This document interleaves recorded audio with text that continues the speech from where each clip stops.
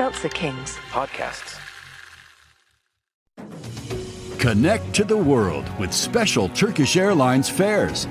Book your flight before November 30th and take advantage of great deals. Fly to the most exciting destinations with the award-winning airline that flies to more countries than any other. Terms and conditions apply. For more details, visit TurkishAirlines.com. Turkish Airlines. Widen your world.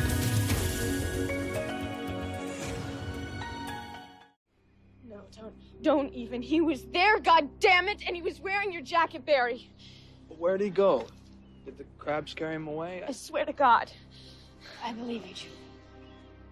He took the body. He came here. He took the body. Why would he do that? I don't know, Barry. Okay, why would he try to run you over? Why did he make coleslaw on Helen's head? He's fucking with us.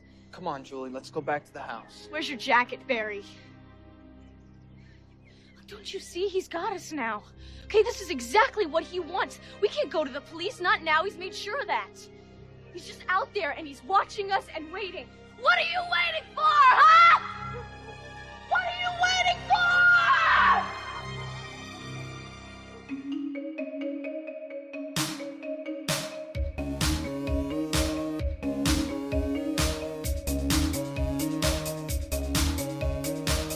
Hey, howdy, how's it going, everybody? Welcome to Boys Watching Movies. We're just two boys watching a bunch of movies, sometimes for the first time, sometimes for the zillionth time. We are your hosts. I am Joe Welke. I am Vance. And today we got a spooky season spectacular one for you. We are doing I Know What You Did Last Summer. Directed by Jim Gillespie, written by Kevin Williamson, screenplay by Kevin Williamson, based on the book I Know What You Did Last Summer by Lois Duncan, starring Jennifer Love Hewitt, Sarah Michelle Gellar, Ryan Phillippe, Freddie Prinze Jr., and that's the main forecast. When I was watching this movie, I saw like they do the opening credits. And I saw Johnny Galecki was in it, and I was like, Johnny Galecki's in this? I did not remember that he was in this. Roseanne's own? Big Bang Theory's own? Christmas Vacation's own? Dude, what a career that guy's had, huh? Yeah. And, of course, Anne Heche R.I.P. is in it. R.I.P. Was she always cast as kind of like a weirdo? I feel like she, like, anytime I've seen her in a movie, she's been like a weirdo. Yeah. You're like, oh, that. I was like, who was Anne Heche in this? And then they walked to that house. I'm like, oh, yeah. Okay, sure. So you have seen this movie before, right? I had seen it before. You had not seen it before? I've never seen it before. Interesting. Have you seen Scary Movie? Thoughts. I have seen Scary Movie. Okay. So now the context of a lot of stuff. Yeah. The spinning. Yeah. Come and get me. Well, this is by the same guy who wrote Scream. So I was trying to figure out if this is like a parody, like kind of like not parody, but like satire or something. But this seems like it's very earnest in its portrayal of what's going on. It feels like it's pre-Scream. You know, like it wants to make fun of the tropes of horror movies, but it doesn't go all the way in. You know what I mean? Yeah. And I was thinking that when I was watching it, because I know that you fairly recently had just saw Scream for the first time, the original Scream. So I was like, yeah, that's interesting. Yeah, well, apparently, like this was the movie that he was. Well, not really. He did Scream. Kevin Williamson did the screenplay for that, and people were like, I don't know if this is going to work. And then eventually somebody bought it and it was a huge success. And then so they immediately were like, we're going to buy I Know What You Did Last Summer. And so people were expecting more Scream-like satire type of shit. And then it wasn't there. And so people were like, oh, okay. Yeah. And then like it didn't do as well from the critics. But it was a box office success. Grossed $125 million on a budget of 17. So that's freaking rad. It was number one at the box office for 3 weeks straight, apparently. This is when you made movies like that and you didn't have to be Blumhouse, you know? Blumhouse is like, we're just doing what they used to do. They're like, this innovative minds of Blum. It's like, oh yeah, right. We'll just do a movie for $5 million and hope and pray it makes, all that profit will pay for all of next year's development. Like, it's fine. Yeah. No, I want to spend $300 million to try to make $1 billion. Dude, it's so crazy how much movie budgets have ballooned. Like, it's so crazy. Inflation. Because when they flop, it's bad. Like, you spent $17 million. That's a lot of money. Don't get me wrong. Yeah. But if it makes back like 10 and you lost 7, that's like reasonable. But when a movie big like studio, yeah, but when a movie loses like $250 million, yeah. I think I saw something that like Disney this year has lost nearly $1 billion on their movies flopping. It was just like, damn, dude. Must be nice. Must be nice. And they're still around. Yeah. Everybody in the lower rungs get fired, but whatever. And this is not commentary time. No, it is not. This is review time and a little bit of commentary on this specific movie. Welcome to the Boys Watching Movie Podcast, where it's even looser than the Angel one. Yeah. So, do you remember liking this movie when you first saw it, or what did you remember about this? I don't remember much of it. When I think about this movie, I think of scary movies making fun of it more than the movie itself. So I was like, it's going to be interesting to watch this again. And then the whole time I was trying to figure out, like, who's going to be the twist killer in it? Yeah. So, I mean, this is obviously my first time watching it. And I was just like, all throughout the movie, I'm like, oh, he's the guy. He's the guy. And then they had the twist. And I feel like the twist was a big letdown, in my opinion. Yeah, I had to like go to Wikipedia because I was like, wait, why did they think? Because they start throwing out names and they're like Susie and Egan. And I was like, wait, what exactly happened here? Yeah, dude, I had to do the exact same thing. And there's a big question I'll get to that made me question who this guy was. But should we give a little, I don't know. Let's do a little synopsis of this movie. So this movie follows 4 teenagers, high schoolers that are going off to college. They're having like their, I guess, kind of big party night. One of them like just won a beauty queen pageant, which is Sarah Michelle Gellar, which boy, oh boy, they got a push-up bra on her in that beauty queen pageant. Holy guacamole, dude. I love the push-up bra and then the commentary on her doing exercises to make it that way. I know. I was just like, damn, dude. All right. Call attention to it. I mean, we don't talk about like the female bodies that much on this. We talk all about the male bodies. But yeah. But Sarah Michelle Gellar's, one thing she's not is very busty. Yeah. And I mean, I knew a girl back in Baltimore when I was in college, and she would wear 2 push-up bras like over each other. I didn't know that was a thing. And I used to make fun of her with my sister because my sister knew her too. And I call her neck tits because they were just like, her boobs were pushed so far up that they were like in her neck. It's so crazy. Yeah. But these 4 teenagers, they're having a celebratory night. They're about to go off to college. They don't know what's going to happen because they're all dating each other. I don't really exactly remember characters' names, but I know. I figured it out. It took me some time. Okay, so there's Barry and Helen. Helen is Sarah Michelle Gellar's character. Barry is Freddie Prinze. Ryan Phillippe. Oh, Ryan. Yeah, Ryan Phillippe is Barry. And then Ray is Freddie Prinze. And then Julie is Jennifer Love Hewitt. Jennifer Love Hewitt, who was top billing. Yeah. Because Party of Five was out. Party of Five was a hit. I had the biggest crush on her when I was a kid. I thought she was so hot. And then watching this movie, she doesn't look how I remembered her looking. Well, they really, at the end of the movie, they put her in like makeup and make her look really pretty. In the middle, she's like all sad and dour. And at the end, they kind of like pump her up more to be like the pretty girl. You know, I think they wanted her to be less of the actress that Sarah Michelle Gellar's character was. So yeah, I don't know. Yeah. So these kids, they're all out, they're partying, they're like, oh, I don't know if we're going to be able to stay together. Of course we'll stay together. You know, we're going to be kings of the world. I'm going to be a big time football player. I'm going to be a model in New York. I'm going to be all these great, amazing things. I'm going to be a lawyer. And then they're drinking and stuff and making out on the beach. And then when it comes time to drive home, they are driving. And Ryan Phillippe is the most drunk person of all of these people, Barry. And he's like hanging out of the sunroof. He drops a bottle on Freddie Prinze Jr.'s lap, who is driving. And this causes a distraction. And they run over somebody. Boom, boom, boom. And then they're like, fuck, what do we do? What do we do?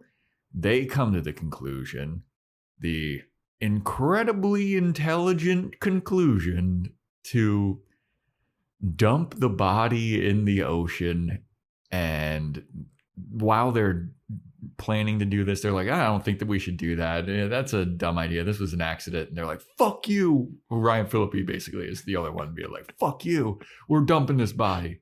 So they all decide to dump the body. Of course, the body, the dude is still alive.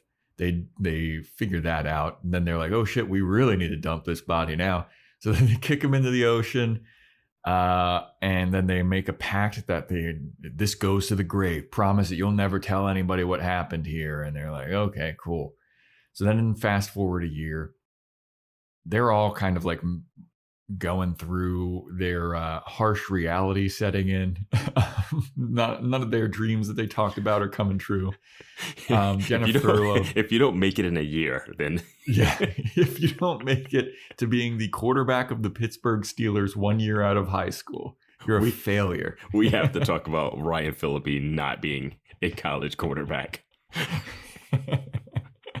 Yeah, he doesn't throw. So a year later, once. Jennifer Love Hewitt comes back and she gets a letter in the mail that just says, I know what you did last summer. And she's like, oh my God, somebody knows what we did. Somebody knows what we did. She goes and meets up with all of her old cronies, Sarah Michelle Gellar, Ryan Phillippe, Freddie Prinze Jr., to be like, hey, did you tell anybody? Somebody knows what we did. And they're all trying to figure out what to do. And then they keep getting all of these threatening letters. They keep getting fucked with. And eventually some of them are getting killed. They do a little bit of an investigation. They think that it's this guy, David Egan, that they killed. Turns out it wasn't him, because David Egan was going to commit suicide because his girlfriend died or something. How did his girlfriend die again? His girlfriend died in a car crash that he was involved in. Okay. And then he feels guilt about that, so he's going to go kill himself. But rather than him kill himself, somebody kills him. And they figure out that that's the guy that they hit. David Egan, that was already dead. They suspected it's David Egan that they killed, but he was already dead. So they actually ran over the guy that killed David Egan, and they didn't finish the job. And so now that guy is back, and he's the one that's been picking off and stalking them and killing them, etc. And then eventually there's the big conflict at the end where they find out that it's him, and then they have this big fight on a boat, and they chuck him into the ocean again without confirming that he's dead. And they're like, oh, okay, cool. Everything's back to normal. Everybody's fine except for the couple of people that died along the way.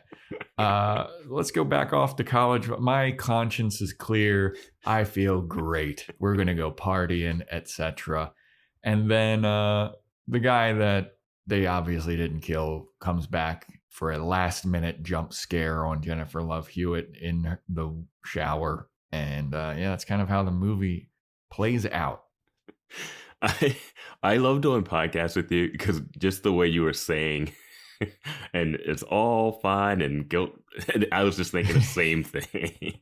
Like, we have different views, but we align on so many the same things. And that end where she's like, haha, my friend died miserably, horrible deaths, and I was stalked. No trauma from that. No trauma from being from finding my dead friends.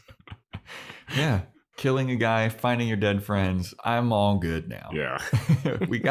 My conscience is clear. We came clean. We're all gravy, except they didn't really come clean. Yeah. But they completely have a chance to come clean and don't at the end. Yeah. Like they learned no lesson.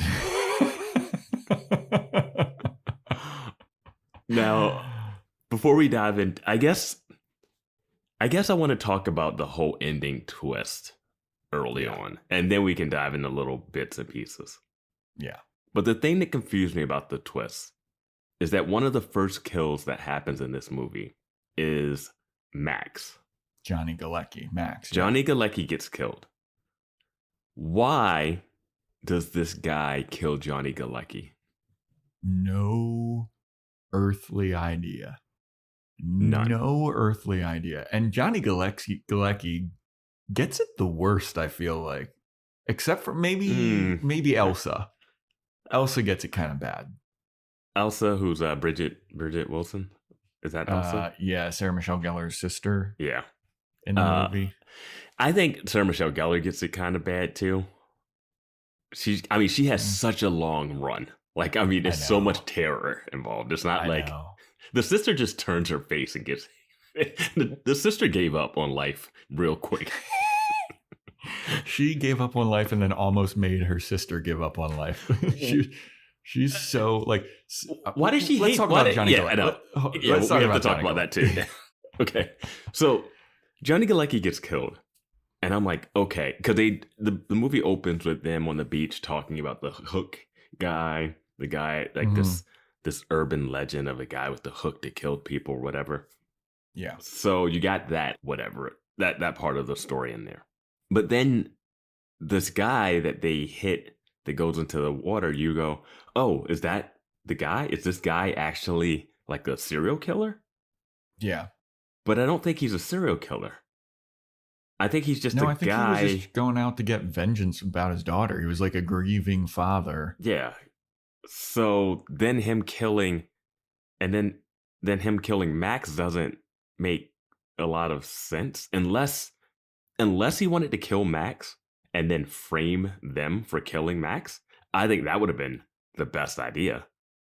Yeah, that would have made more sense, but it doesn't make, like, I don't get why he would have killed Max, because number one, how would he have known that Max was even there at the scene of the crime? He was like knocked out, and then Max was in a car, and I guess he could have heard them say, oh, that's Max.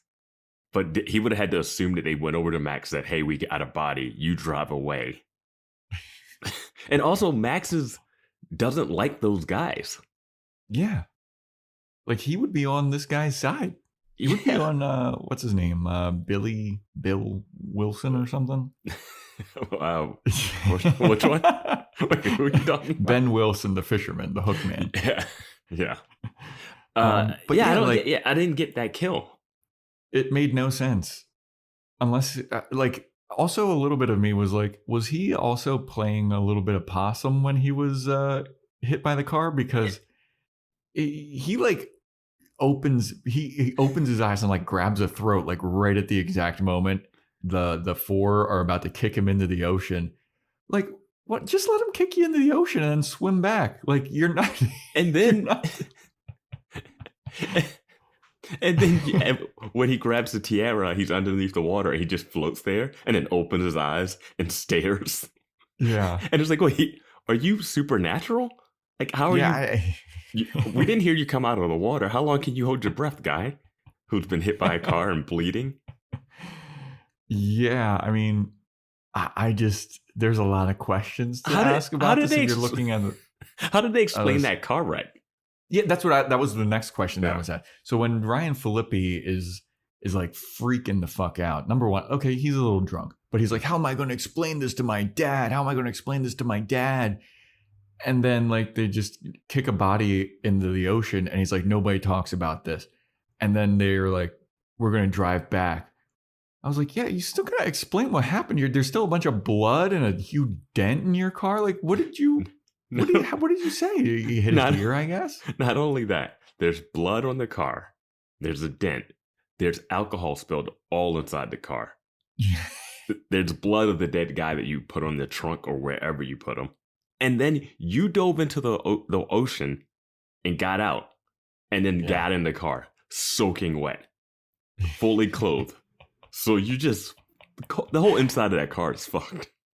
Yeah. No, he was like worried about the car. And, nice car, BMW, whatever. I mean, but this is Cruel Intentions. Ryan Phillippe again. Well, yeah. He loves his cars.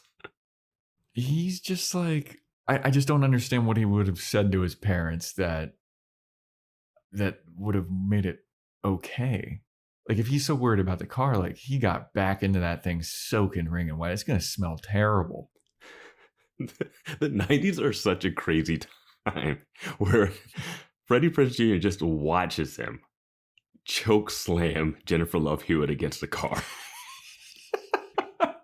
The love of his life just gets choke slammed. And he just stands there like, I don't know what to do. Freddie Prinze Jr. in this movie is a lot of mouth agape acting. Like, he just looks shocked the whole movie. I did write, is Freddie Prinze Jr. a good actor? I wrote the exact same thing about Ryan Phillippe, and I've come to the conclusion that he is not. That Ryan Phillippe is not? He is not. I remember I asked that question when we watched Cruel Intentions, because I was like, is this good? Like, is this good? And then watching him in this movie, it's not good. He's good at playing unhinged, but it's a guy playing unhinged. It's not an unhinged person. It's a person acting unhinged.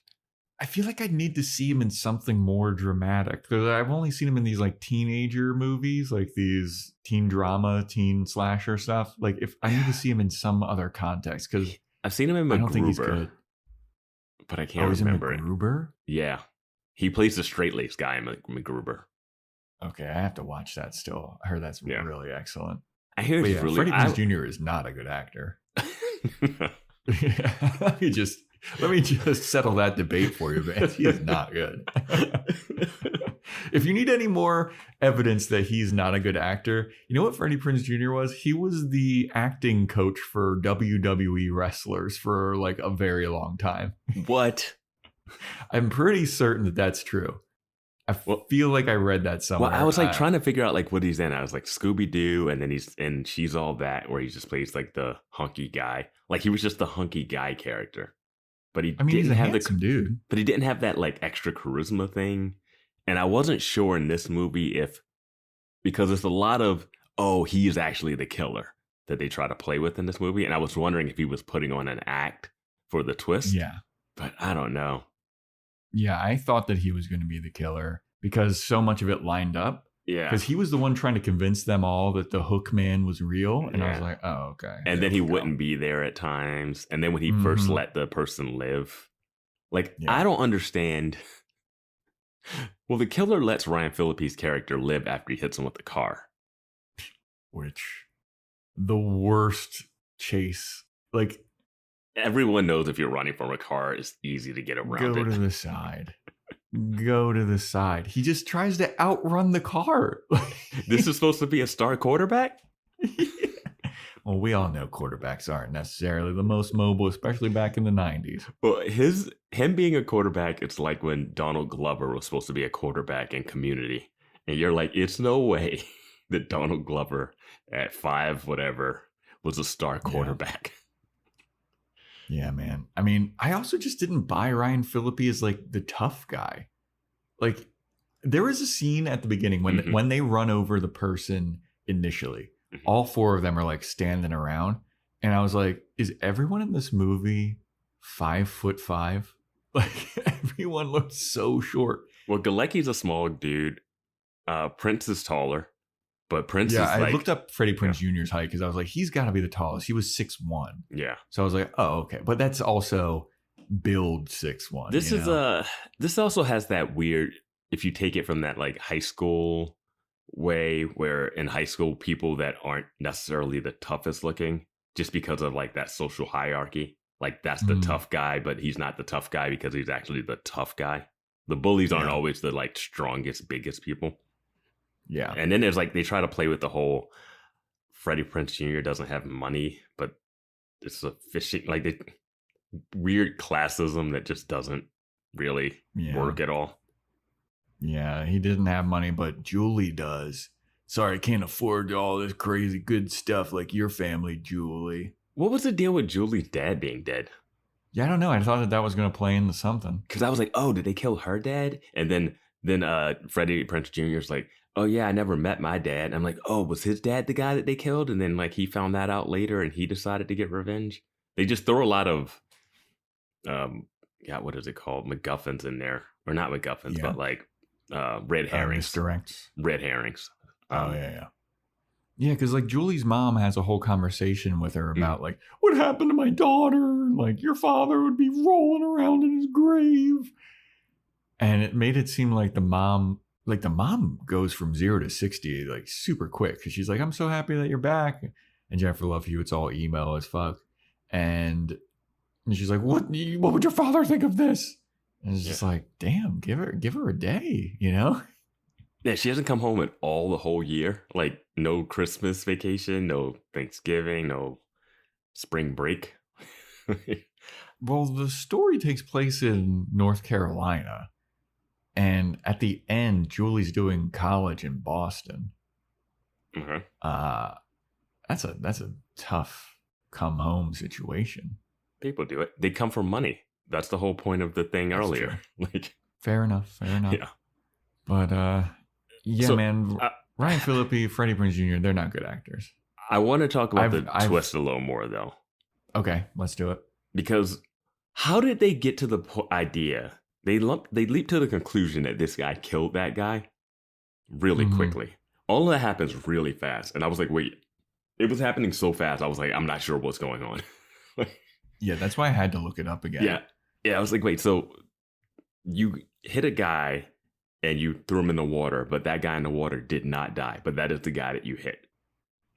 But that guy, you assume, okay, they know that he killed the guy because she found that letter that had the same handwriting. So that's when she goes, okay, I know that.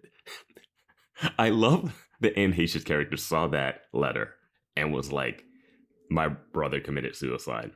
Look at this letter. That letter that is not a suicide note at all. The letter is like, you're a fucking dead man. I remember last summer. I think it was like, I remember last summer. I was like, that's not a suicide note, Anne Heche. Yeah.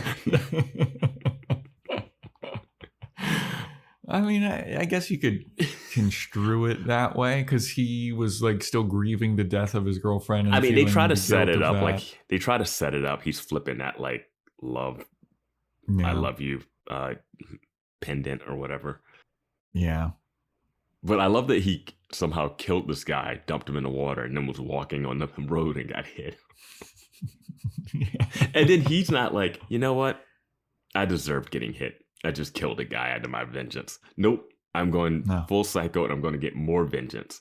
Yeah, I was going to say, he doubles down. He's like, oh, I get hit by a car?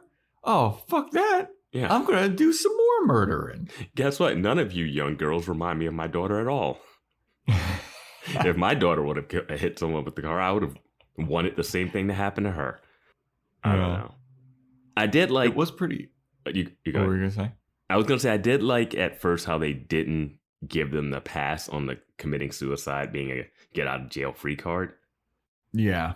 But then, we didn't hit the guy. We hit the killer of the guy. That's not as great. Like, that's justice. They're like, we shouldn't feel bad because we didn't kill anybody. He actually survived when we moved his body and threw him into the water and swore to never talk about it. If no harm, no foul, right? Yeah. No harm, no foul. These are our heroes. Yeah. These are the people we're rooting to not get killed. Yeah, and like Jennifer Love Hewitt, I guess, is the best one because she's the one that has the most, conscience, but she still doesn't. She's still complicit. Yeah, and doesn't say anything. She never comes clean, especially at the end.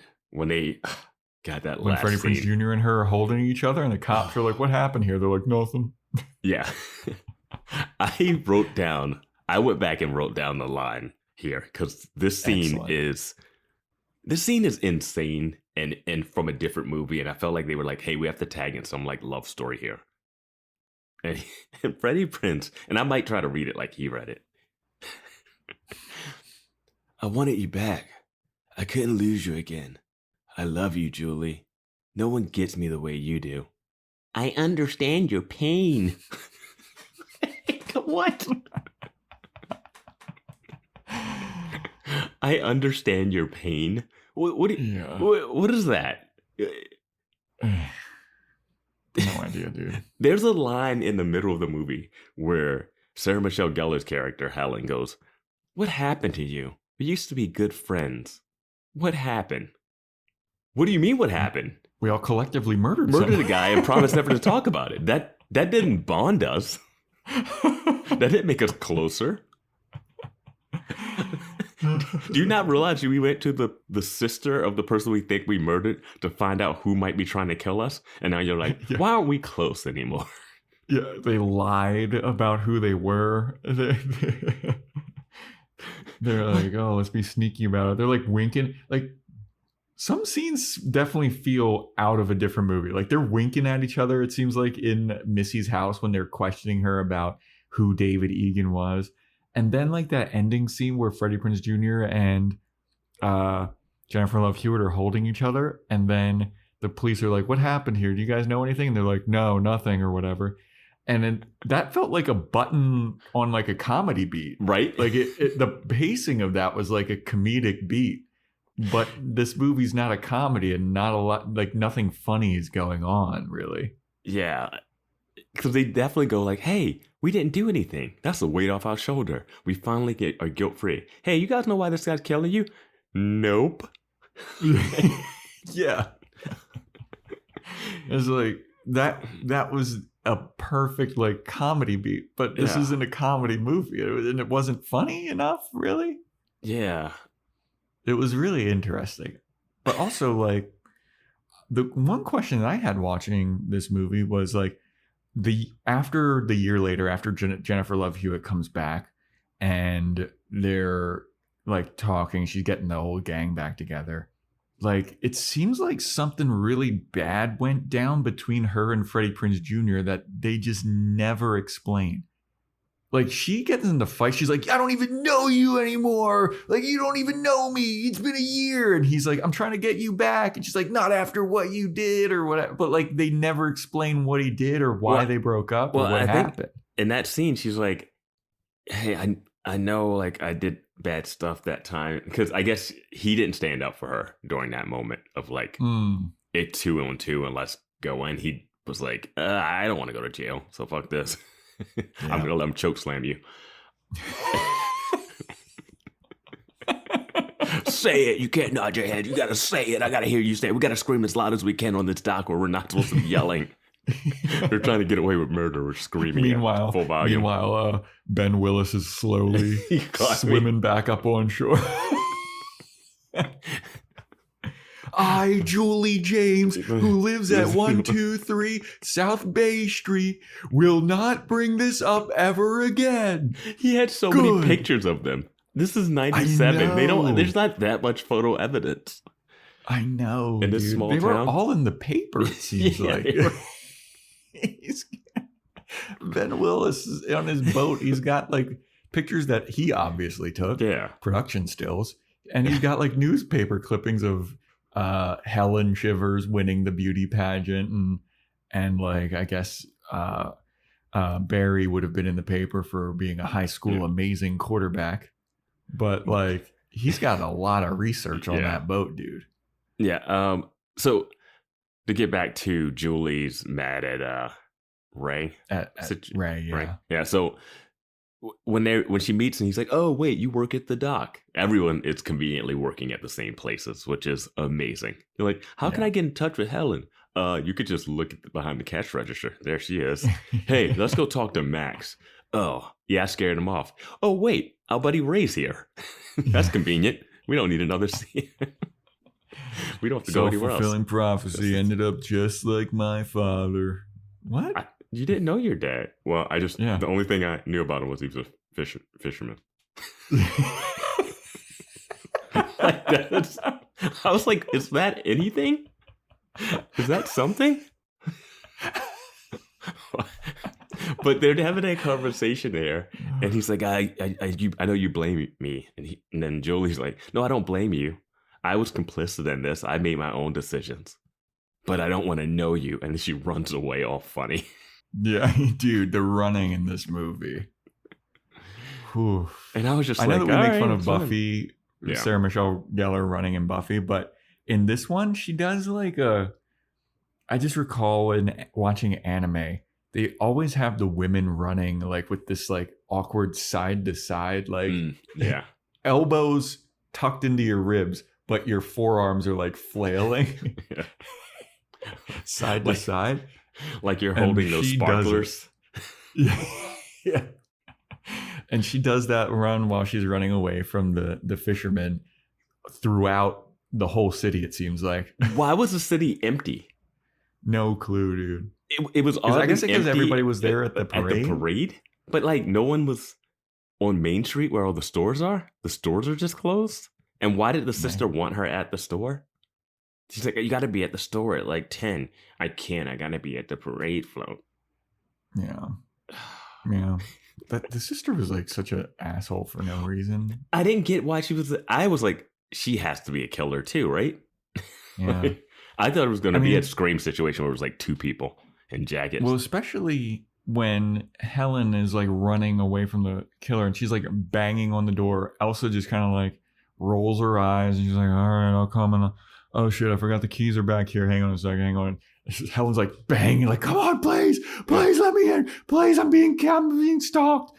She's like, give me a second. I gotta fucking take a sip of this Sprite here. Like that scene in the beginning where they interact and they don't like each other isn't enough for their interactions later. Yes. And the dad must hate Helen too. He didn't say a word. Dude. He was watching the Orioles though. Yeah. He was watching the Orioles. Let's not talk about the O's. I know. Let's not talk about the O's. Them O's, hon. How about them O's? So she walks in and she's like, hi. The Orioles got their asses kicked in the playoffs. So I'm very sad about it. Number one team swept. Yep. Swept. She comes in, she says hi to the dad, and the dad just like cold shoulders her. And then she drinks a Diet Coke or a Pepsi or something. Like he like acts like he doesn't even hear her, like gives her nothing. And I was like, and then the fisherman walking around the house, and I was like, what are we supposed to take from that scene? Like, she has a horrible home life. Is the dad mad that she was a beauty queen? Does he like the other sister? What is that? Yeah. And he doesn't even get killed. Yeah. I also love that, like, the ultimate punishment for Helen is just getting a bad haircut. Like, I thought that was all what was going to happen to her. And she's like, can you believe I got a haircut? And I was like, are you kidding me?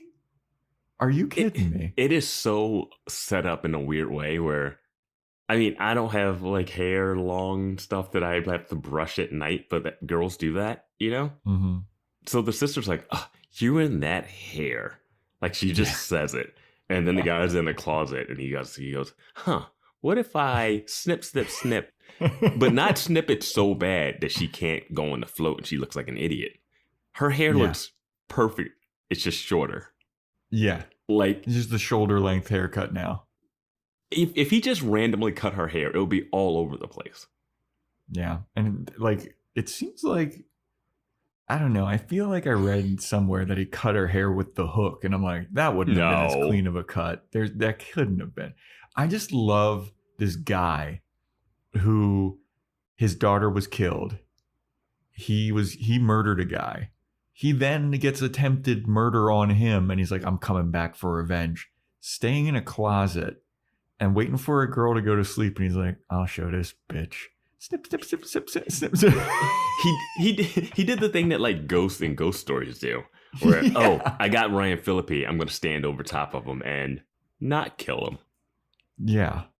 And that didn't make them that much more afraid. That just kept them alive for the plot.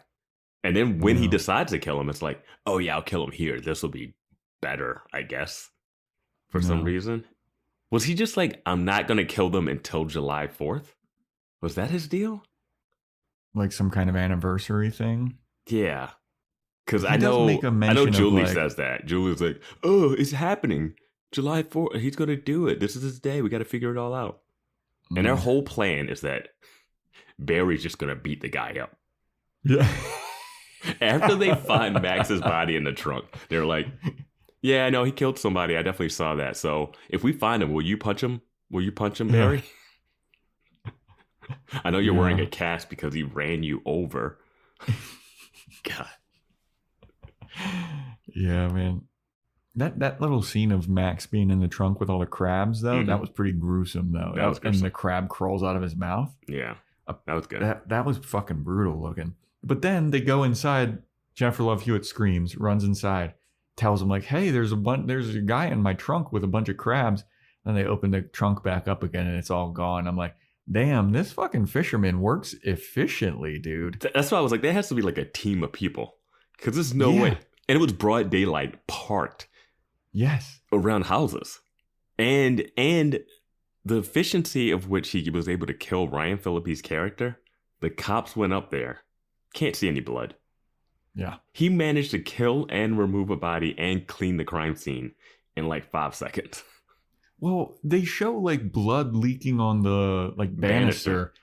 And then and then it cuts to like the cops, I'm guessing several hours later with, Helen and with a little blanket over her, like, oh no, I'm telling you, there was a guy killing Barry up there. And they're like, we told you, Dollface, there ain't nobody dead up there. It's like, did you not investigate a little bit? And they're like, oh, we all know the Hook story. We've all been to the beach with a bottle of liquor trying to get laid. All right, stop telling. Yeah, actually, I heard it a different way. I heard it this way. It's like, dude, just go back upstairs once, please. Well, I didn't get when she was screaming why everyone decided to stop her. Yeah, that too. Everyone's like holding her back. No one looks up to go, hey, what is she looking at? Well, I think that was parodied in Scary Movie, right? Oh, yeah, it's a great scene. And that will be posted in the Discord for sure. Because it's amazing. But it's definitely extended longer. Yeah. Well, also, the theater in which this beauty pageant takes place can't hold more than like 40 people. It's so small. Why? And why did he stand up there? Back. Yeah, dude. Why is he the only one standing up there? Yeah, they all held her back like, oh no, here's another delusional queen of the summer.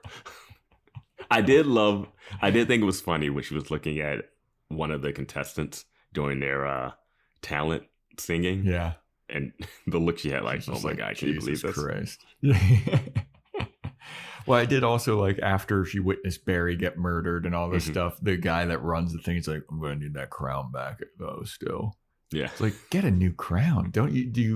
This is a hand-me-down crown? We're going to need that back. You're going to get that back. Like, so much of this could have been a comedy. That's why Scary Movie works. That's what Scary Movie works. Yeah. Like, that's a funny scene, but it's not played as funny. Yeah. And I don't think it's intentionally funny. I think that's true with most horror, though. Like tragedy and comedy are so closely intertwined, Yeah. Yeah. Like that spinning. Come and get me. When they do that. In Scary Movie, when they do it, she's just spinning around and spinning around, spinning around. Dude, those movies are so good. Up until maybe 3. Yeah, I think the first 2 are okay, and then they fall off. I like the third one with Charlie Sheen, but then after that, it's kind of like they just start doing random movies. Well, they don't parody anymore. They just start like saying, "Hey, remember this thing? Here it is." Yeah, it's not even a joke to words. In 3, they did 8 Mile. They did 8 Mile, and they did Signs and The Ring, I think. Yeah. Kevin Hart's in that one too, right? Yeah, Anthony Anderson. How you gonna wake up dead? You go to bed dead? I fucking love it. I haven't seen that one in forever. I just remember the first 2. The first 2 are... I mean, I have a special place in my heart for the third one. I love that one. Yeah, but the first 2 are definitely classic. Want to shop Walmart Black Friday deals first? Walmart Plus members get early access to our hottest deals. Join now and get 50% off a 1-year annual membership. Shop Black Friday deals first with Walmart Plus. See terms at walmartplus.com. This is the sound of your ride home with Dad after he caught you vaping.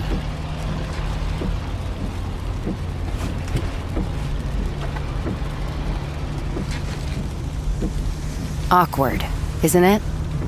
Most vapes contain seriously addictive levels of nicotine and disappointment. Know the real cost of vapes. Brought to you by the FDA. Yeah. But yeah, man, this movie is it's an interesting. enjoyable watch. Yeah. I'll say it's an enjoyable watch. It's not. I wasn't bored. They definitely play the music up a lot. I love the music came in when the first letter's there. And having seen this, I'm like, I know. But like, she gets her mom's like, oh, a letter came for you. And it's like, like, no, you don't have to get scary. It's a letter. Like, let her open it and then hit the music. Like, the letter itself is not scary. The music was making like, you got a letter. But my report card, you had it already. This is my report card, right? Like, there's no fear. Movies I wish everybody could have seen your face when you went da da da da da. I like seeing the 90s internet windows. Oh yeah, dude. Those are so fun. Like those giant box computers. But like, oh man, computers were so odd back then. But there was also like a little bit of a weird aside too when they're talking to Missy about Billy Blue coming to visit her, and she's like, we were romantically involved for a bit, and I was like, wait a minute. And then it's later revealed that it was Freddie Prinze Jr. who was the one that's visiting her and goes under the pseudonym Billy Blue because that's the name of his boat or whatever. And I was like, wait a minute, so he was like hooking up with Anne Heche? And he didn't want to tell them because he wanted to win Julie back. Yeah. But he was going out there. Like, you know how fucked up? That's a whole different story. That's a whole movie that we could have watched of him. I mean, there have been movies of stuff like, I mean, I think that's that show on, God, what's that show? Dead to Me on Netflix with Christina Applegate. And like, the girl befriends her because she hit and run and killed her husband, and then they become friends, and it's like this weird like awkwardness. I didn't watch it, my wife watched it, but there are stories like that where like you fall in love with the person you accidentally killed in a drunk driving accident and stuff like that kind of. But that's a whole movie in itself, like him going out there pretending to be a friend of this guy and then hooking up with this lady and then cutting that off and leaving this lady out here and just like in the sticks as they call it. Well, I love that it's also like they portray Missy Egan as like the weirdest weirdo, like, oh, she's socially inept. She has a bunch of skinned animals. And Ray went out there and was like, yeah, well, I'm still trying to fuck though. So Ray, you went out there feeling all emotional and like feeling a lot of guilt. And then what happened? Where was the transition? I would have loved to have seen that little love story, like how that all went down. And how he cut it off. Yeah. And I love that they were asking her questions that you would not ask any person. Like detective questions. So, what was his last name? I was like, holy shit, man. And Missy's not smart enough to figure out, hey, something's up with this. Like, you guys. And then there's that jump scare where she comes to the car and she like bangs the window and she's like, you forgot your cigarettes. Have we seen any of them smoke? No. Sarah Michelle Gellar smoked a cigarette once? I think so, yeah. But that jump scare was so unnecessary and egregious. Yeah. I was just like, oh, fuck you. It's a movie jump scare, but it's not a character jump scare. The character... Yeah. And then they make her say something like, oh, car started up, didn't it? Like she's in on something. Yeah, because their whole lie was like, my car broke down and, AAA is coming. We need to use her phone. We need to call AAA. And then meanwhile, they're detective interrogating her. And then she slams on the door like, So it's like you didn't figure out something was up when they were interrogating you in your house? Now it's weird. And we're supposed to be like, oh, she's a part of it. Like, it's just all a bunch of misleads, which are fine, I guess. Like, you have to filter them in there somehow. Yeah, but meanwhile, she's just a grieving, sad sister, yeah. living alone. All of her parents are dead, trying to like make it by skinning squirrels and shit and hanging. Well, she was them up. cutting up catfish. That's what it was. Well, they were like animals, though, like actual like vermin. Yeah. I mean, which isn't crazy for where she lives and what she does. No, that's the thing. It's like she's out in the sticks, but they make it seem like she's crazy to all of us city slickers. All of us beauty pageant winners. They fucking know that shit exists in Croker or whatever. Croker. But they all went to the same high school. Yeah. And it seemed like Max was treated like shit because like Ryan Phillippe wants to fight Max for the whole movie. He wanted to fight Max when Max was just like, hey, we're friends, Julie. We can't go out and party before the summer's over. It's July 4th, by the way. I mean, he definitely wants to hook up. It's July 4th, and he's been in friend zoned, and he's trying to make a play. But Freddie Prinze Jr.'s character doesn't step in. Ryan Phillippe does. Right. And I was like, wait, what's happening? Like, and I know you're with Helen. So that's what I was confused about. I was like, wait a minute, is he with her? Like, what? Yeah. Who's with who? Like, that first 15 minutes, I was like, wait a minute, who's with who? Yeah. Are they poly? Like, what's going on? Is this blondes with blondes, brunettes with brunettes. Stick with your own kind. And Max acts like people are leaving for college the next day. It's July 4th. Yeah. It's the middle of the summer. Month. You got like a month and a half. Like 2 months if it doesn't start till September. Like, what are you doing? Yeah. Like, he should have been like, hey, you want to hang out tonight? He's like, I don't know about that. And he's like, all right, maybe another night. Yeah. I love that they're like, this party that's going on, it seems really fun and we're all hanging out. Now let's just drive to the Cove and yeah. There's just a huge rager happening on the beach and they're like, no, let's go tell ghost stories. Yeah.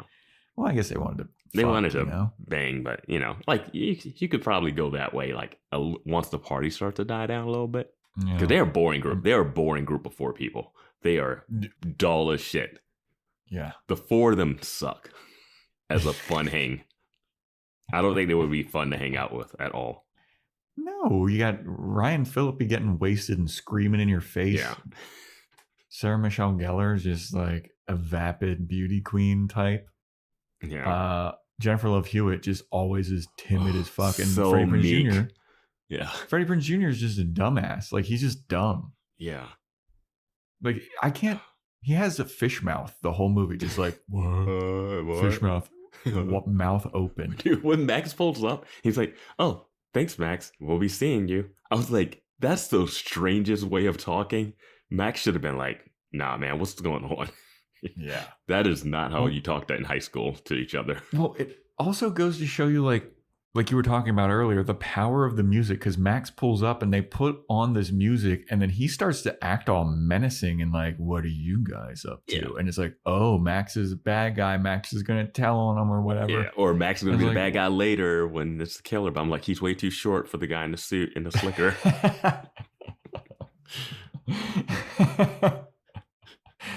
Yeah, that's unfortunately true. Yeah. I was like, it can't be him. That'd be like the biggest. I could get stilts. He's like clopping around. He's got platform shoes. Dude, when the killer like hides in the mannequin plastic to jump out at Sarah Michelle Gellar, what are you doing? What are you doing? You could obviously tell which one it is. And it's the one that's all black. And you've never done that the whole time. You've been literally chasing her on foot. Yeah. And it's also like, you know that your grocery store, jewelry store doesn't sell fisherman slickers.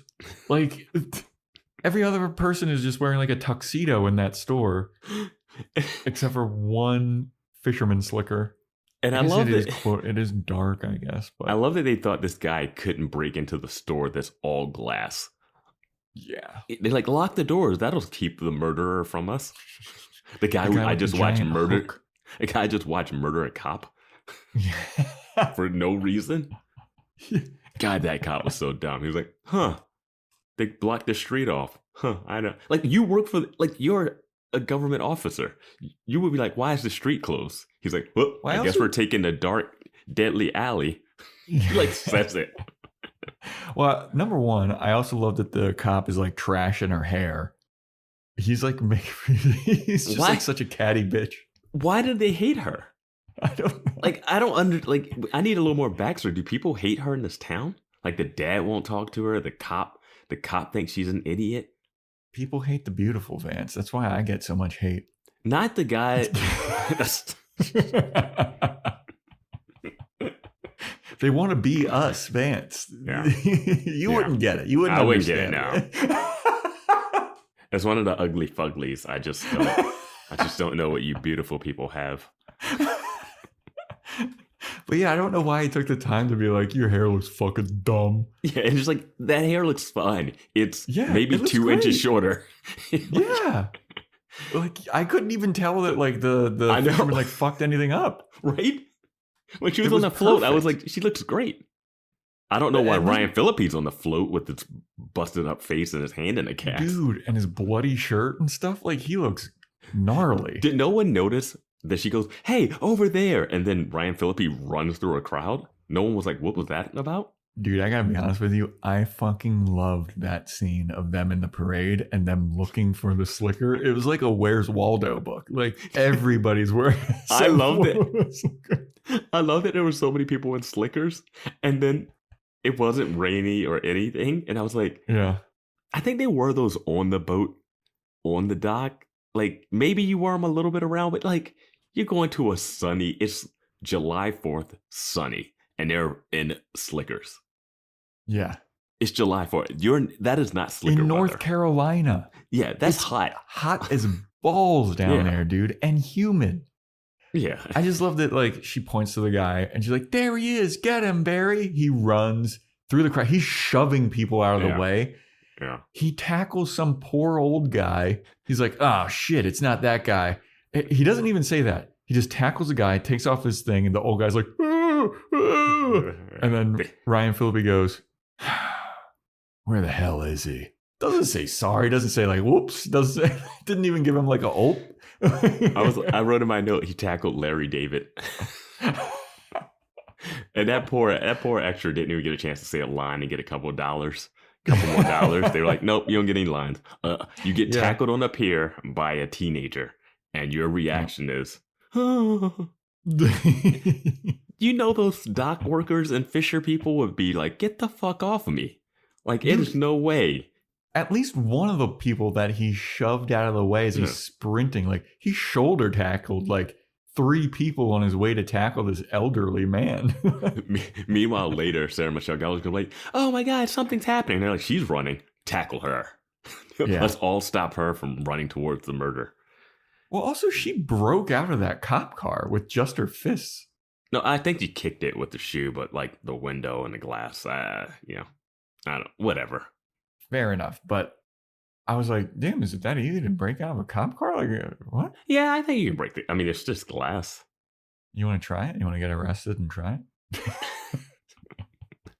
Nah, I'll let you do that. The pretty ones get away with it, right?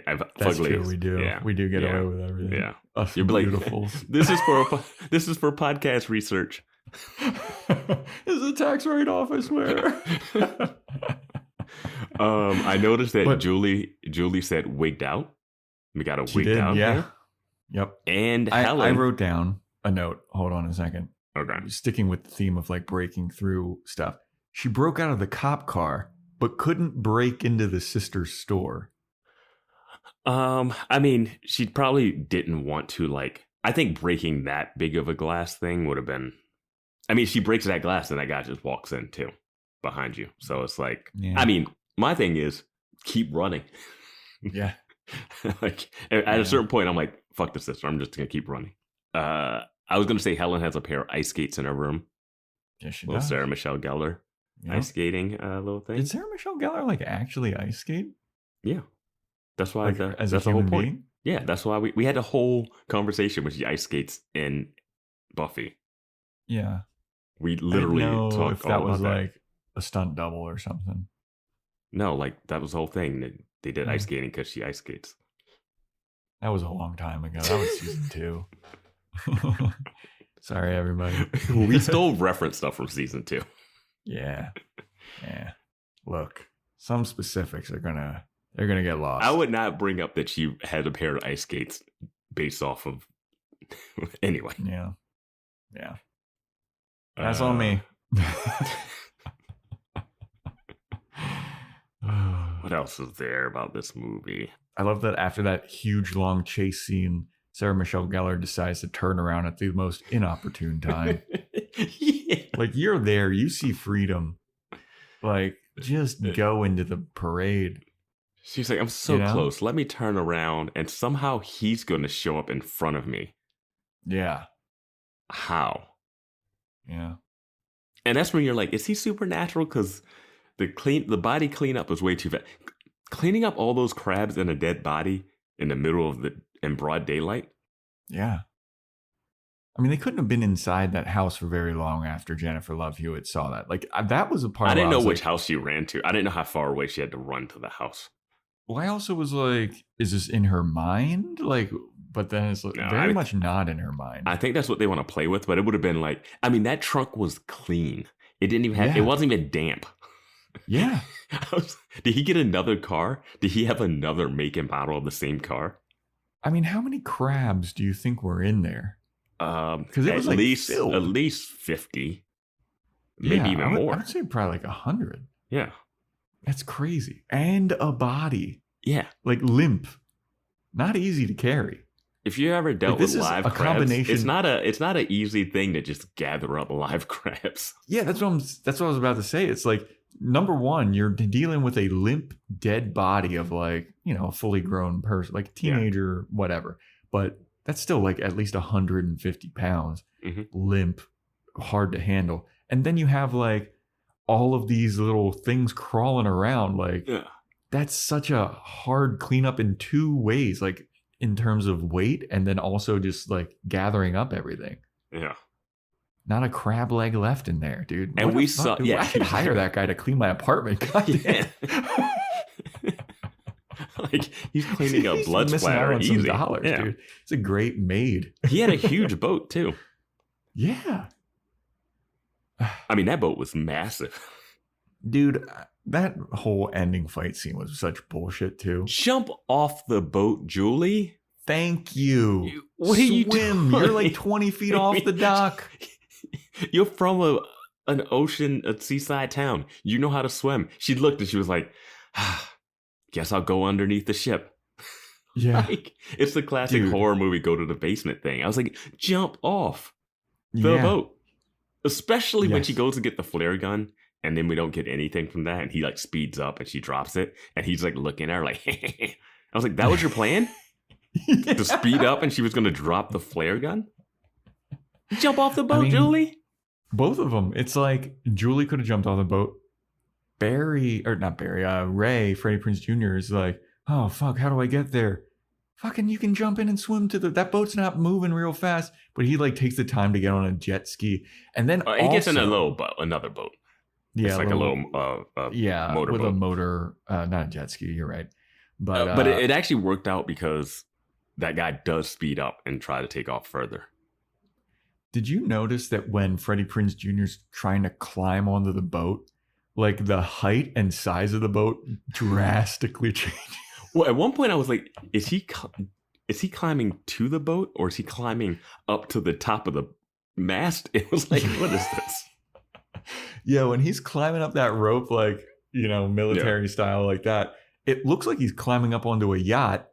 But then you look at the boat and it's, 3 feet out of the water. I'm like, there's no way he did that. The plot armor, too, of this guy, of Freddie Prinze Jr.'s character, like, he keeps getting backhanded by the guy that's holding the hook.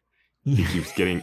that fight scene, they keep cutting to like, oh, Freddie Prinze is down. And then they cut back. And now Freddie Prinze is up and punching. It was like, wait, what happened between him getting knocked down and him trying to, like, spear him? Yeah, and there were so many times that Freddie Prinze, there were so many annoying times where Freddie Prinze would turn his back on the killer, and so many times where she would pop her head up and be like, she'd be like, Ray, And he'd be like, just huh? scream her head off. And he'd turn like, huh? And then he'd get hit and gets knocked off the boat. And you're like, stop. No, you're in the middle of a fight. Don't react. She's fine. Julie almost gets that guy killed like 8 times. Yeah. Like, she's just such a distraction. And then this killer, we've seen him be so efficient this whole movie. Mm-hmm. And he gets his hand caught in like the rigging when he goes to cut Julie. Yeah. What? Yeah. What? Dude, slip your hand out. The hook will fucking cut through the rigging. Just let go of the hook thing. Yeah. let go of it. Like it's not attached to your hand. I also like that he just got bonked in the face by that rigging, and that's like kind of what does it. Well, he gets that, but then he gets back up, and then it's the arm thing. But that thing when he gets bonked in the head and he's like unconscious, and then Freddie Prinze Jr. turns his back on him, I'm like, bro, what are you doing? You finish the job. Kill him. Throw him in the water again or something. Like, yeah, he just turns his back. It's like, hey, let me help you out of this hole. I'm like, no, kill this guy. Like, smash his face in or something. Yeah, man. And that guy's face didn't get a mark at all when he got hit in the head from so far away. Yeah. I mean, that's like some Home Alone shit. That's like the Home Alone paint cans. Yeah, the bricks that are just flying there. And the bricks in in part 2, yeah. Jesus. But yeah, when he gets like caught up in that rigging and then it just fucking slices his hand off. And he goes flying into the water. Yeah. I was like, oh, he ain't dead. No, yeah. And they made 2 sequels to this. Or one sequel and one like weird remake. Yeah, there was a sequel with Freddie Prinze Jr. and Jennifer Love Hewitt again. I Still Know What You Did Last Summer. And they recast her best black friend as Brandy. Yeah. And then there's I Will Always Know What You Did Last Summer, which was a direct-to-video. Mm-hmm. And now there's a TV series, I Know What You Did Last Summer. It's also a song by Shawn Mendes, I Know What You Did Last Summer, because I had a lot of trouble looking up stuff because that kept coming up first. And I'm like, fucking Shawn Mendes? Really? Yeah. I love that they made a sequel because then it takes that whole last scene in this movie and just like, it's nothing. That whole last jump scare didn't happen. It's just not canon because either it didn't happen or the sequel picks up exactly right there, and like Jennifer Love Hewitt somehow fights him. Well, they're in the Bahamas. They're like in the Bahamas. I watched the trailer for. Are you serious? I watched the trailer for it. You're Still Not, and it has really low Rotten Tomato scores. Like it is real low. I mean, this one doesn't have like that great of a. No, this was just a well-known. It made a ton of money. A lot of people saw it, but like. It's flawed. It's not. This one I feel like is not egregiously bad. Like it's not one of those ones. This is like harmless, like whatever. They tried something. It's a little ridiculous that the whole premise is. You got to get behind the premise that these kids accidentally killed a person, got rid of the body, but now we don't want them to die. I mean, their whole argument at the beginning, like everyone is swayed by the one guy that's just wasted out of his mind. Like, he's like, we gotta fucking do this. You all shut the fuck up. And they're like, you know what? This guy's got some good ideas here. Because I was thinking the same thing when it was happening. I was like, okay, how would I want to approach this situation? And then it was like, yeah, just say Freddie Prinze was driving. This guy came out of nowhere. But then because the alcohol spillage, that doesn't make sense. And it's Freddie. And it's like Ryan Phillippe's car. So they'd be like, but the cops in this town are idiots. Is also the thing you think of. True enough. And, I mean, like, and we've also seen spills. We also seen rich kids get away with a lot of shit these like are a bunch this of too. White kids, dude. A bunch of white kids hitting a white person though. So now it's tricky. Man, but he was like a lower class white guy. He had a giant boat, but yeah, I don't know. Somehow he's lower class, but he's got this giant boat full of ice and crabs and shit. Yeah. And somehow he's not making money. How is Helen's dad with that store making more money than these guys fishing? That's the other thing too. You know, I mentioned how big is this boat and just talking about that Freddie Prinze Jr. climbing scene. But when Jennifer Love Hewitt's crawling all around it, I was like, God damn, how many fucking rooms does this boat have? She takes the elevator upstairs. Like, jeez, man. I love that fake looking ice. it was so fake. It was Jello, I think I read. Why did he decide to take the bodies and put them on ice? I don't know.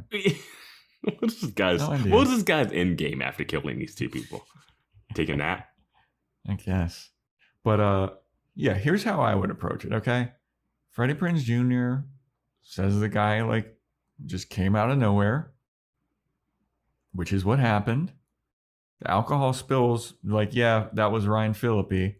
I'm not drunk. You can sobriety test me. Boom, they get away with it. Well, I mean, the cops have to believe that you were the one driving. And then you do risk a little bit of like reckless endangerment. Yeah, but then it's also like they got the other three there that are like, hey, I know that they're accomplices, but it's like, oh, Freddie Prinze Jr. was driving. Mm-hmm. Like they could all corroborate that story. Yeah.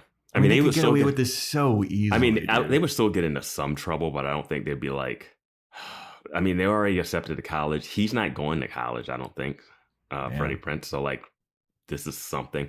And then once the guy's alive, that's when it's like a lot better. Now it's just like reckless endangerment. Yeah.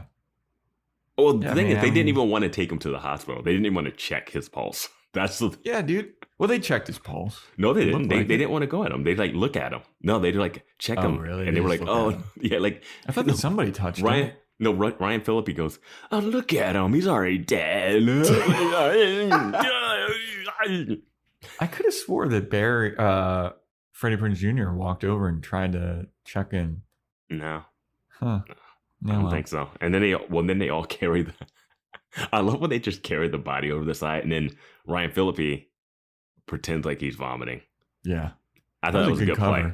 Oh, you know what? How they would get in trouble? Max would go to the police station and say that Ryan was driving because they said Ryan was drunk driving to Max. Really? Yeah, because they were like, just he had too much to drink, and then he looked at the car and it's all damaged. They literally told Max that reason they pulled over is because that guy was drunk driving. I thought that they pulled over because he was feeling sick. But then the car was wrecked. But then there's no excuse for the car being wrecked. Oh, yeah. Yeah. Because he looks back and he's like, looks like, oh, daddy's car's all messed up. His dad's not going to be happy about that. So that could have really come back to haunt them, too. Yeah. I don't know. It's one of those things that, like, you kind of have to just fess up and hope for the best in that. Dude, I'd rat fucking Barry out so fast. I'd have a little aside with the other three and be like, hey, we're going to pin this on Barry, right? We're pinning this on Barry. Is it his fault? It's his car, right? Well, a big twist is when Sarah Michelle Gellar, when she decides to go along with it. And you're like, oof, all right. Yeah. And then Freddie Prinze is like, I don't have money like you do. And I was like, do they have money? I can't afford lawyers for this. I was like, do you have, like, you guys all seem to live in the same size houses. Except for maybe Ryan Phillippe was on the second floor. Ryan Phillippe is in a gigantic mansion, bro. Yeah. Never saw him once throw a football. Nah. He's boxing. For the best. He's boxing in that Sunnydale locker room. I was gonna say, what was your take on his boxing? Did it look I good? didn't pay that much attention to him throwing the punches, I will admit. I was just more shocked by the locker room that he was in. That looks like a horror movie locker room. I was like, is there just not a one light lighting this entire like there's lockers and then the weights are right next to it? Well, I just want to know, and it's always like a funny thing, like, because I've been to a couple of boxing classes and I did Muay Thai for a little bit. Like, you almost never just box with just the wraps on. The wraps you put like underneath of the gloves. Yeah. You at least would have put on those light, especially if you're hitting a heavy bag, you would at least put on those like light ones for your knuckles. Yeah, like the MMA ones. Yeah. Like you almost never just box with, but that's like a thing in Buffy and this and like all kinds of media. Like people don't usually do I don't understand why Buffy puts on wraps at all, because she never wears wraps when she goes out to fight. She's never punched a demon with her wrist wrap. Yeah, and that would even be when she goes on a patrol. Harsher. Even if she goes on patrol, she's not like, all right, let me wrap my wrist up before I go on patrol. Bro, when she goes on patrol, she's wearing high heels and shit. She's wearing a full jacket. She's wearing a full wool coat. There's like one time where she had like an Adidas tracksuit on or something. And we were like, all right, here we go. We got a fucking windbreaker on. That's what you should be wearing. Yeah. The rest of the time she's got like high heel boots and wedges and stuff. You're like, what are you thinking, dude? I just thought about this. When Buffy goes on patrol, does she ever just run into random people that are like, hey, you shouldn't be out here? You know, like, because if they don't know she's a Slayer, she's just like a girl walking through the graveyard, you know? She definitely has to stumble across regular people. At the graveyard? How do they survive? Groundskeepers? Is there a rule with the vampires where you just don't kill the groundskeepers? That's like an unwritten rule with vampires. Yeah, what did you think? What did you think of Hewitt in this? Jennifer Love Hewitt? Yeah. It was just weird because I was trying to get around the memory of her in my mind and what she looks like versus what I was seeing on the screen. And I was like, this doesn't add up to my memory. But she was too mopey. Mm-hmm. She was okay. Yeah, because it was just like bad writing at certain points that she was saddled with. That last scene was awful. Yeah. But I mean, I think of all the actors, like Sarah Michelle Gellar definitely was the best actress in this, like for sure. Yeah, it's like they knew it too, and they gave her the biggest. She has the biggest scene besides the end scene. Yeah, I didn't like that. Freddie Prinze Jr. kind of is the hero at the end. I kind of wanted Julie to get the last thing. Like, she doesn't really do anything in that scene. She screams her head off. She screams her head off, but like she doesn't hit him in the face. She doesn't pull the thing down to make the guy's arm come off. Like, she's supposed to be the final girl, but she does no final action. Yeah. Well, I mean, afterwards she like yucks it up with her friend in college, and she's going to a party.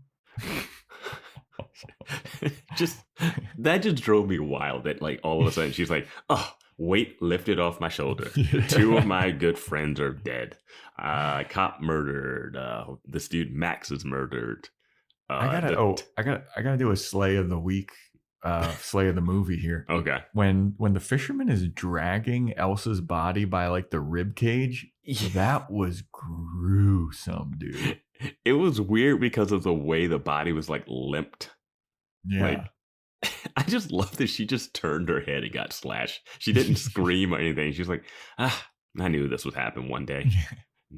She's working at the magic box. She's working at the magic box. She's working at her father's store. She's like, well, this is gonna be fucking the rest of my life, isn't it? She's like, just make it quick. And like, why is he killing the sister? This is, if this guy was a serial killer, then sure. But it's just like the sister was in the way of getting to Helen. And the cop, I mean, just be patient. He waited a whole year. He can't be a little bit. He literally was in her closet and gave her a better haircut. That guy needs to open up a maid service, salon, along with his fishing business. When I saw her hair, I was like, it's going to be a mess. It's going to be comically funny to see her with bad hair on the float. Yeah. And then you see it and it's just like, wait, what happened? Well, there's that one scene where she's wearing a giant fucking stupid horse riding hat that just completely changed the shape of her face.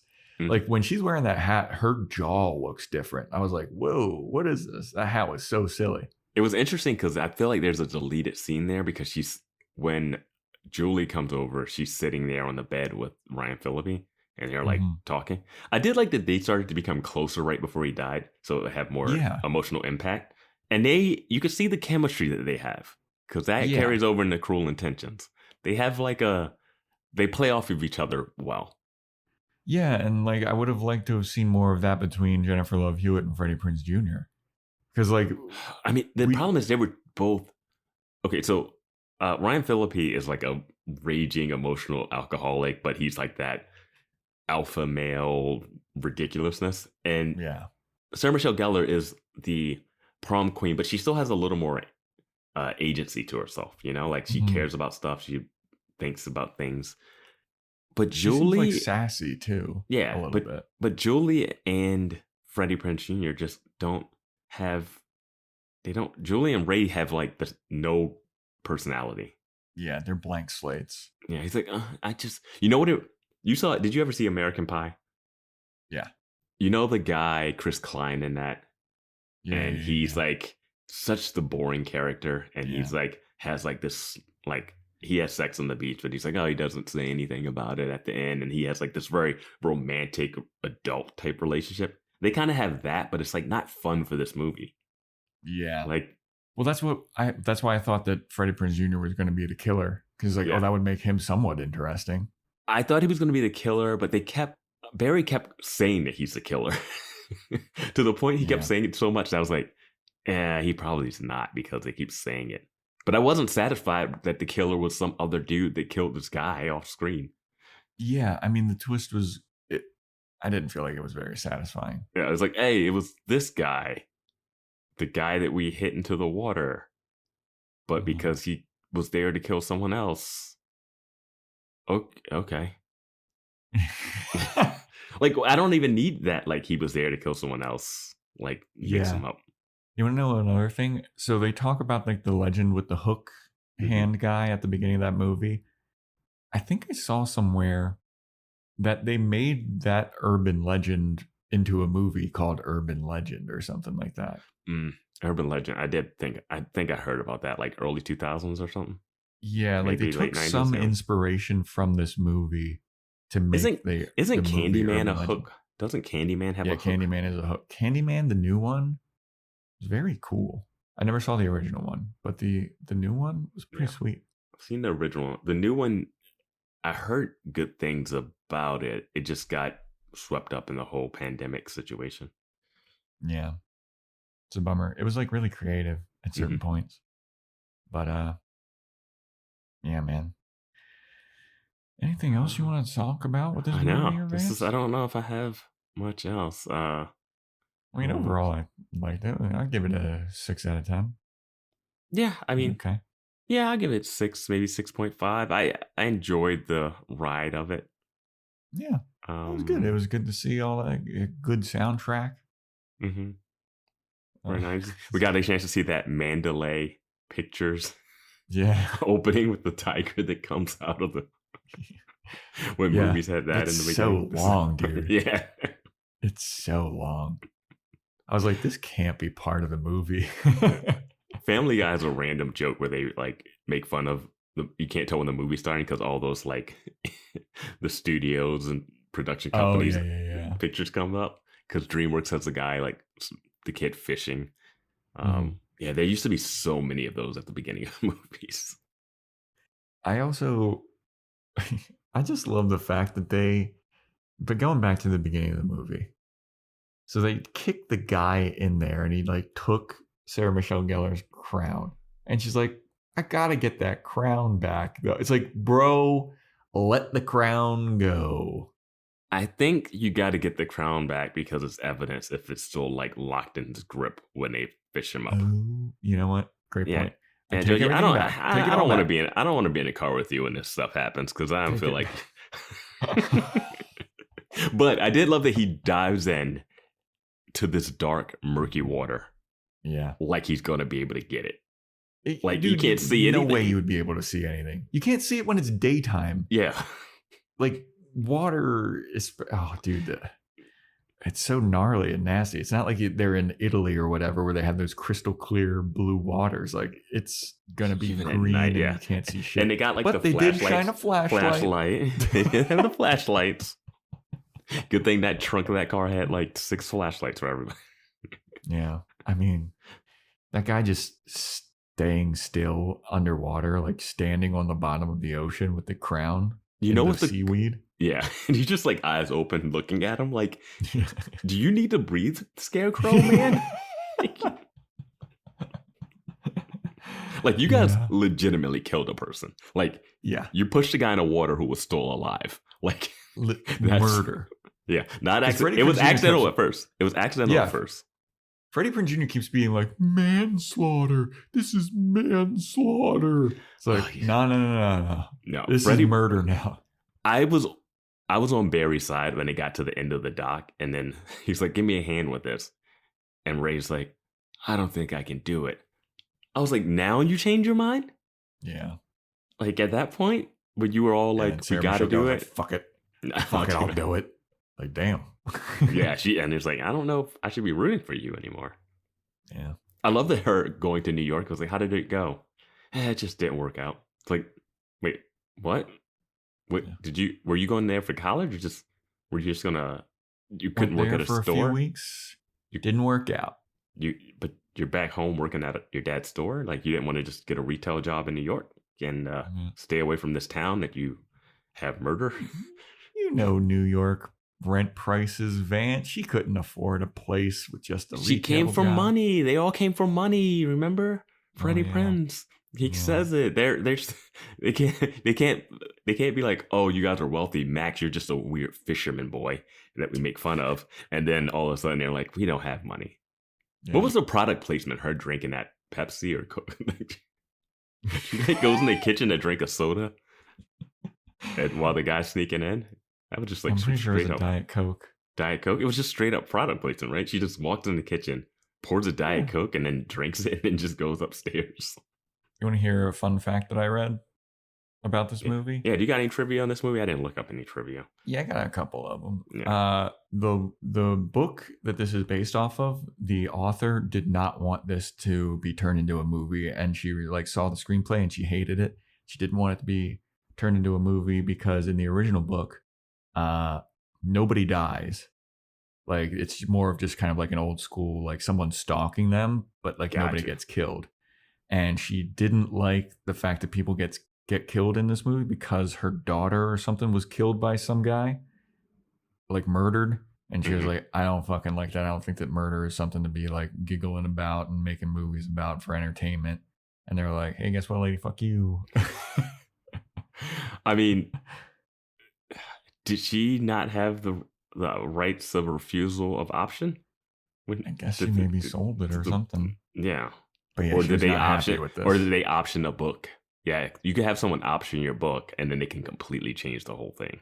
Yeah. Because you're like, oh, they're just going to turn what I wrote into a movie. And it's like, no, we're going to turn this into a sexy teen thriller. Yeah.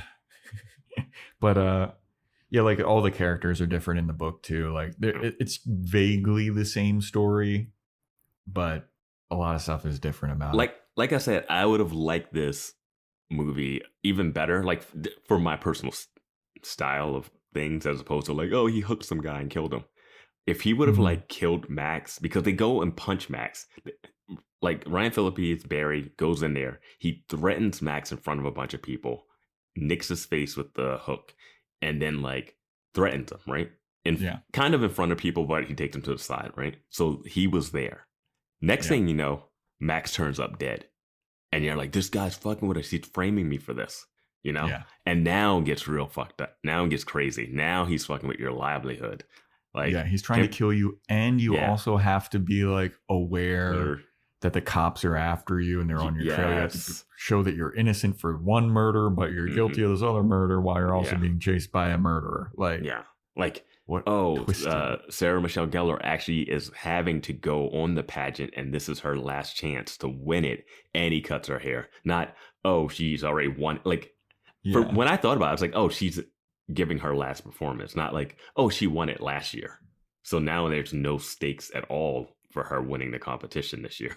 She literally is just on a float. So it doesn't matter what she looks like. You know what I mean? Like, it just doesn't have that extra element. Like, he could just really start fucking with their lives. Like, they go home, their parents are killed or something. Like, I don't know. You could fuck with Julie a little more. I guess putting Max in the trunk, but I thought that was going to be like, before I realized he was just going to take Max out of the trunk, I was like, how are they going to dispose of this body? Leave it in their trunk. Leave it in their trunk. Because they would be like, let's go to the cops. And he's like, you can't go to the cops. You have a dead body in your trunk. Yeah, that's hard to explain. I was like, yes, it's gonna be awesome. And then it's like, oh, it's not there. I was like, I mean, number one, the visual of Max being in the trunk was like freaky enough, but like when if they would have had to deal with that, yes, that would have been so good. It's apparently like when Jennifer Love Hewitt was doing that scene, like she didn't know that was what was going to be in her trunk, and was like, she had to call Johnny Galecki to like make sure that he was actually okay, because it was a body cast of him, and was like, oh my god, this is so fucking freaky. She didn't understand movies were fake. Yeah, nope. Party of Five was a documentary. You want to hear another fun fact here, Vance? I want to hear saw? all the fun facts. Here's a fun fact. Despite being in a bunch of very key scenes together, Freddie Prinze Jr. and Sarah Michelle Gellar in this movie only speak to each other twice. Yeah. And then they later fell in love and married. Yeah, I heard they went out. I Googled something because I was like, oh, so they met. This is the movie they met on. And then they were supposed to meet. Apparently, they were supposed to meet up for dinner like a couple years later with a mutual friend. That friend canceled, but they decided to go anyway. And then that was it. Yeah. Because there's no real chemistry with Freddie Prinze and anybody in this, really. Yeah. I mean, not a lot of people die in this movie. It's like 6 people die. So like not a very effective slasher. I mean, what do you got? You got Max, David Egan, Max, Barry, the cop, Elsa, and Helen. Yeah. And the guy, the David Egan that you said in the beginning, but that's off screen. Yeah, because the murderer actually doesn't die. Yeah, I'm all right with that. I don't think body count is the biggest factor when it comes to the movie. Because once the hook goes in, it's already all the tension's over. The tension's there when you see it. Like when Sarah Michelle Gellar hears her sister scream and she drops the phone. Yeah, and it's like, oh yeah, that's tense. The movie really just needed to be all Sarah Michelle Gellar. Yeah, she really outacted everybody. And like, She's so good. Jennifer Love Hewitt is just such a mopey fuck in this movie. I mean, and that's part of what they saddled her with, but she's also kind of like that, like Can't Hardly Wait. She's in this movie Trojan War with the guy, Friedman from Boy Meets World. That was like a cable movie, I feel like. Yeah, it literally is that guy trying to get a condom so he can hook up with... It's Trojan War, based on like Trojan product placement. Him trying to get a condom so he can hook up with the popular girl at school, and his best friend Jennifer Love Hewitt. And it's like, oh my God, the one I wanted was right there the whole time. You know, like that kind of movie. One of those. Yep. Entertaining set pieces in that, from what I remember from a long time ago. Yeah. But yeah, that's all they are.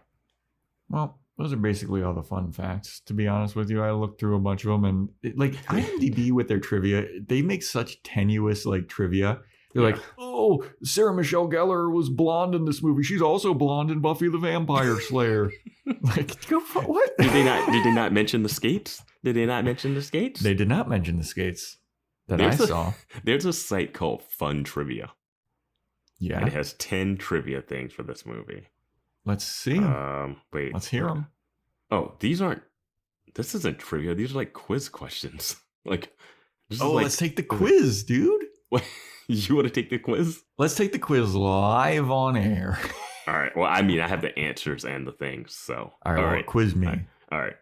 Who are 2 of the people going out in the movie? Oh, I know this one. It's Helen and Barry. You nailed it. What color is Helen's bathing suit at the contest? Oh, Jesus.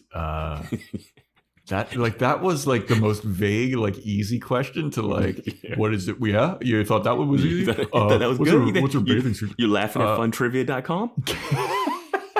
Not so fun anymore. Staring at her neck tits.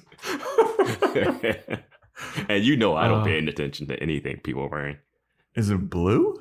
It is black. Oh, damn it. That was my second guess. Who was the first person to die? Is it Max? Technically David Egan? Yes. The answer is David. Trick question. No. You never really see David die. You just hear about it. Here's the other trick question. Is actually David's girlfriend, even earlier in the movie. Funtrivia.com. Go fuck yourself. Yeah. Who is the lady in the background talking on the phone at Barry's house when Helen and Julie go to see him? Barry's mom? Yeah. I love how in that scene, Barry like screams at them like, shut the fuck up. You can't let anyone know that we murdered somebody. His mom is like 20 feet away. What is the name that Ray makes up when he goes to see Missy? Billy Blue. Whose body does Julie find in the trunk of her car? Max. Who wants to go to the police the night of the accident and tell what happened? Right. No, who wants to go to the police the night of the accident and tell what happened? Ray. No, Julie. Or Jennifer Love Hewitt? Julie? Yeah, Julie. Yeah. Ray's a part of the problem. Oh, okay. That's why she lasts. That's how they last in order. They go in the order of... Fair enough. What does it say on the silver thing that David Egan had? I love they called it the silver thing. They got so lazy. Well, now that little trinket he's got. A little silver thing. I don't know what to call it. Say I love you? Yeah. Hell yeah. What state did Helen and Ray both go to college in? Massachusetts? Helen and Ray. Helen is Sarah Michelle Gellar, and Ray What is... state did Helen and Ray both go to college in? North Carolina? New York. Helen goes to New York. I thought that Ray didn't go to college. No, they mentioned that Ray went to college and they didn't see each other because it's a big place. But you know Helen went to New York. Okay. Yeah. What does Julie... She dropped out of college. Yeah, that's what I was saying. She wasn't just going there to be an actor. They were all leaving to go to college. That's why I didn't get her like, it didn't work out. Yeah. It's like, what, school? So they're just all depressed about this murder thing somehow. But not somehow, but rationally so. Like, what are you so depressed about? You're so depressed about? Helen said that in the middle of the movie. Like, I don't know why we're not friends anymore. It's like the same reason you didn't make it in New York. Because we were guilt-ridden. Yeah. And no one watched any of the college games that Barry played in. What does Julie call what happened to Helen's hair? Oh man, I have no idea. A little haircut? The answer is coleslaw. Coleslaw full of hair. Oh yeah, she did call her that. Yeah. That's the dumbest. That's like a deep trivia. Get out of here. Yeah. I'm sorry, That's listeners. Not fun trivia. I'm sorry that everyone had to sit through that.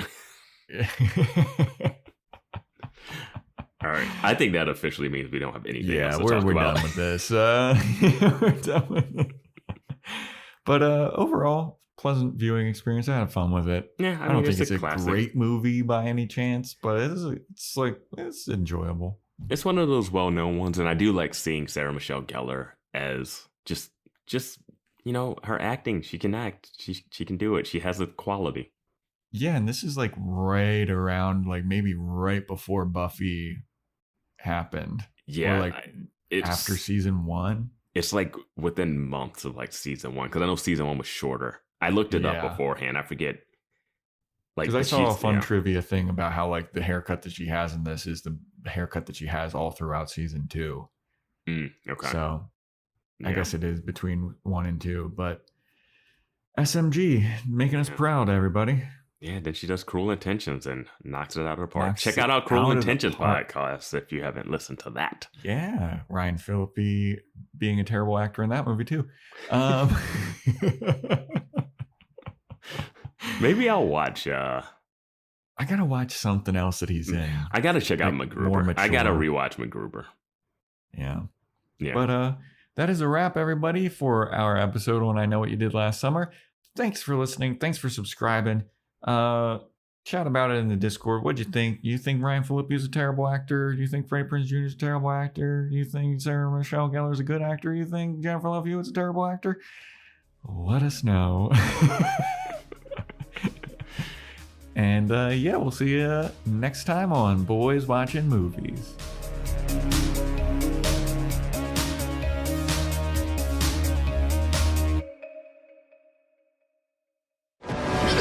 Happy 4th of July, Julie.